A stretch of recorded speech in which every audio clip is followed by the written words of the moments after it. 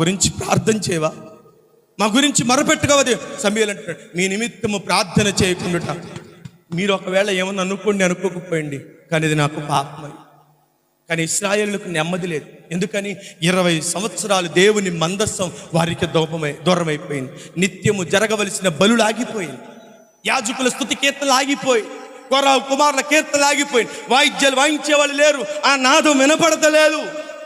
మోగపోయింది దేవుని సన్నిధి. దేవుని ఇల్లు మోగపోయింది. ఎక్కడ దేవుని సన్నిధి మోగపోయిందో అక్కడ భయమునకు బలము చేకూర్చబడుతుంది. జాగ్రత్త సహోదరి, నీ ఇంట ప్రతిరోజు దేవుని గురించిన కీర్తన వినబడాలి. అందుకే నీతిమంతుల గుడారములు రక్షణ గురించిన సునాద కీర్తనలు వినబడతాయి. దేవుని ఇల్లు, అక్కడ దేవుడు నివాసం చేస్తాడు. దేవుడు ఉన్న చోట భయమునకు ఆధారము ఆస్కారమే ఉంటదా?